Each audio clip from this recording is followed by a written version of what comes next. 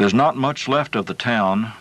2 overgrown graveyards, an old water well long dry.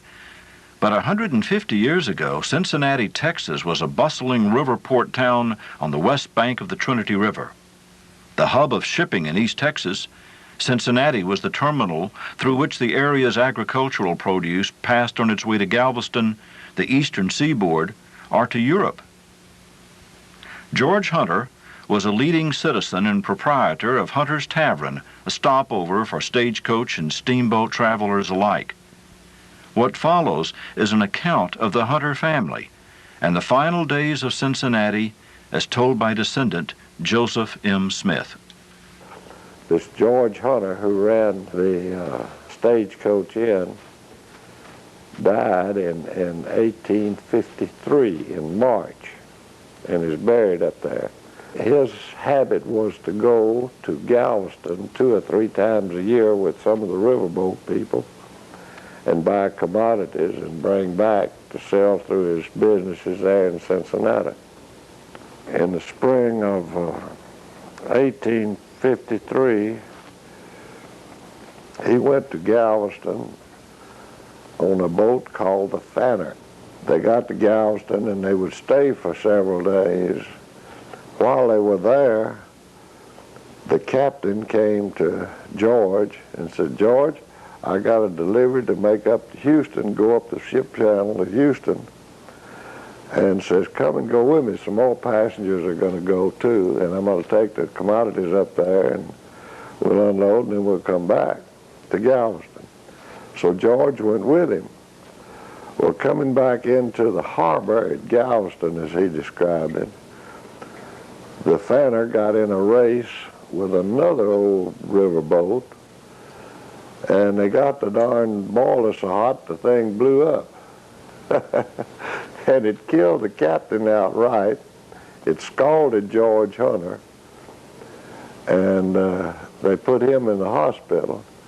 While he was there, another riverboat captain came to visit him, and George told this other captain, he says, "I'm afraid I'm not going to make it, and if I die, would you please see that I get buried at Cincinnati? I want to be buried at home." And that all happened. He lived 3 days, I think, after the explosion and passed away. Well, they started back upriver on this other boat, and in those days there was no such thing as embalming. They didn't know what it was, just like they didn't know what yellow fever was or what caused it. Well, there were other passengers on the boat, and the odor got serious with those other passengers, and they begged the captain to pull over to the bank and let's bury this man. We can't stand it. And the captain told them if one body on that boat got to Cincinnati, it was going to be George Hunter, because he promised him he'd take him home to bury him. Well, they had a whiskey salesman on the boat, and they got a keg of whiskey from him and tightened the box airtight and poured in this keg of whiskey, and that saved the day for him. So that's the way George Hunter's buried up there. And the yellow fever hit the same year, which was in the late summer, early fall. T.J. Hunter, he was 17 years old, and they had sent him here to Huntsville to what he called the academy to go to school. And he said on a Wednesday, I believe it was, that he got word that his mother was ill.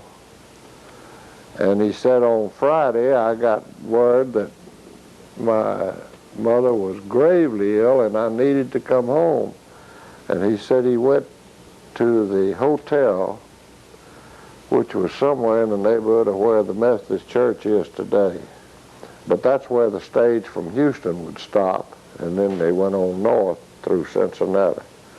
But he said he went there late that afternoon to the hotel to catch the next stage, which came through at 4 o'clock on Saturday morning. And he said they got to Cincinnati at 7 o'clock, and his mother lived about 15 minutes and passed away. But what had happened, really how the yellow fever got started there, the week before, a man who lived in Palestine had been to Galveston visiting relatives and friends for 1 or 2 weeks, and then he caught the stage back from there to Houston, to Huntsville, to Cincinnati. And when he got to Cincinnati, he was very sick, and he asked Arabella if he could stay the night. So she kept him. She was noted for taking care of people up there, evidently, nursing a whole lot, and ran the stagecoach in. She was still running that. And so she took him in and nursed him that night, and the next morning he was worse, and he told her that he was afraid he was going to die and he wanted to go home to die. Would she please put him on the next stage? Which she did, and I don't know whether he made it home or what. We never knew his name. But this all comes from T.J. Hunter's memoirs. He wrote about all that. Of course, he experienced all of it. But that's how yellow fever actually got started.